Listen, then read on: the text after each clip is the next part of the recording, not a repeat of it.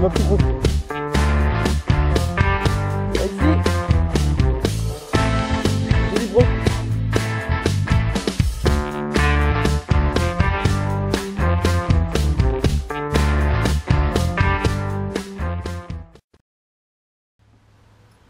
Bonjour à toutes et à tous. Dans cette petite vidéo de trucs et astuces, je vais vous montrer comment comment fabriquer un leurre comme celui-ci. Donc en utilisant juste un leurre Berkeley, comme celui-ci par exemple, ou un autre leurre de ce type de forme allongée avec un paddle au bout, donc type shad, de rajouter à la place une palette de type divinator. Donc les leurres qui marchent très bien pour le brocher. Donc on va faire un leurre du même type. Donc pour cela il vous faudra bien sûr une palette que vous pourrez choisir comme vous voulez. Ça c'est une palette de taille numéro 2 qu'on a trouvé d'une cuillère qui était complètement pourrie. Donc on a récupéré juste la palette. Ça s'achète des palettes aussi individuellement. Vous aurez besoin d'un émerillon agrafe, d'un anneau brisé et d'un émerillon tout simple. Ça, plus un petit bout de tresse qui va jusqu'à l'intérieur et avec une tête plombée classique. Alors on va tout de suite commencer, hein, ça va être très rapide. Donc je prépare tout ce qu'on a besoin et c'est parti. Vous avez votre shad au début, donc tout d'abord vous prenez un scalpel ou un cutter et vous coupez la queue. Tac. Pour à la fin obtenir ceci. Donc shad avec la queue coupée. Vous pouvez faire cette même technique sur des leurres finesse déjà, que vous raccourcissez légèrement par exemple. Ça marche aussi, ou sur tout type de shad. De préférence des shads souples, je tiens à le dire, et solides. C'est assez important pour après pour pêcher. Donc on a ceci, le shad sans la queue. Maintenant, vous allez prendre l'émerillon avec l'anneau brisé que vous allez mettre sur la palette ici. Hop. Donc moi je vais le faire. C'est pas tout à fait facile à faire. J'espère que je vais y arriver rapidement. Voilà. Donc maintenant je fais glisser.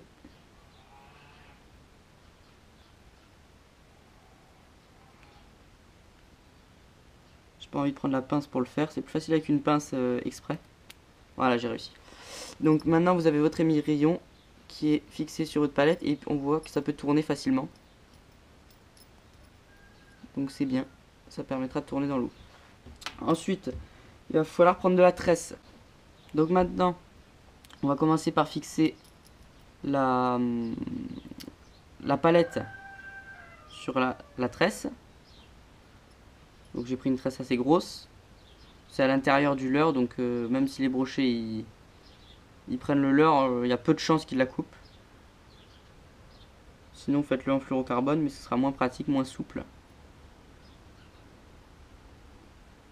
C'est pas facile là avec de la tresse de faire le nœud. Le nœud est fait, voilà. Maintenant je vais pouvoir couper l'excédent. Je laisse une petite marge. Hop, voilà. L'excédent est coupé. Maintenant on va voir la distance qu'il nous faut pour l'ensemble. Voilà. Donc là on a la distance. Il faut que la boucle qu'on va faire ici, elle arrive là. Donc là je fais un point avec un marqueur pour justement voir à quel endroit il faut la boucle. Donc maintenant j'effectue la boucle.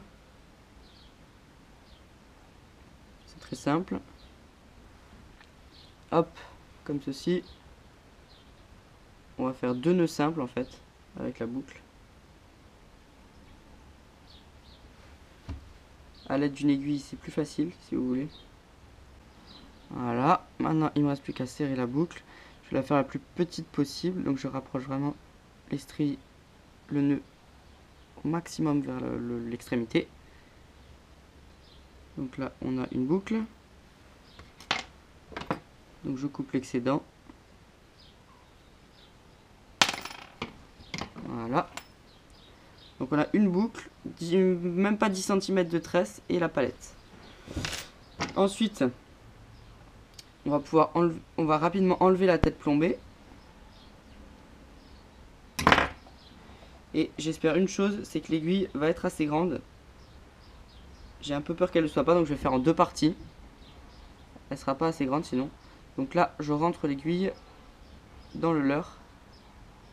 Et je vais la faire sortir à l'extrémité. Comme ceci. Voilà.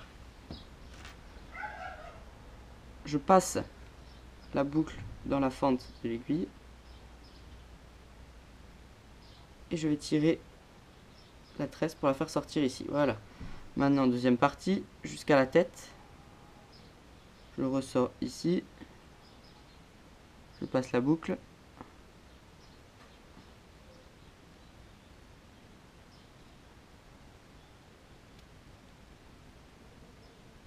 Et voilà. Voilà, j'ai retrouvé la tresse.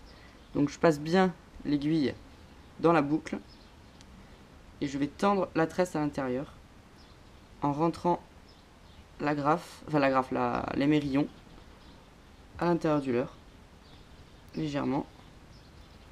En tirant sur la tresse. Normalement, si les nœuds sont bien faits, ça casse pas.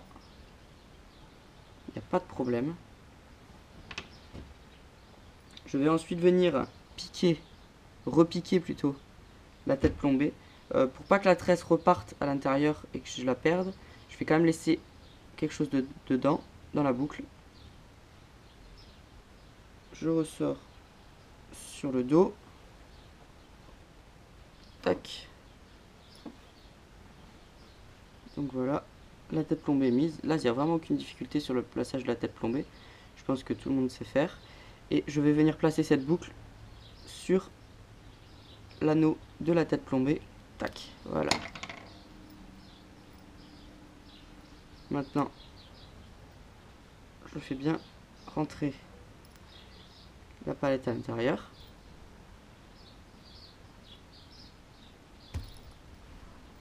Pas la palette, mais juste ceci, cette partie. Et voilà, on a ça qui est fini. Donc quand ça nage, la palette tourne. Donc pour relancer ça et pour ramener ça, il faut quand même une canne qui soit assez raide, parce que la palette, mine de rien, là-dessus, plus le leurre, ça tracte, hein, c'est comme un spinner. Donc prenez quand même une canne assez costaud. Là, on voit que l'émerillon, je me trompe toujours, est quand même très rentré à l'intérieur.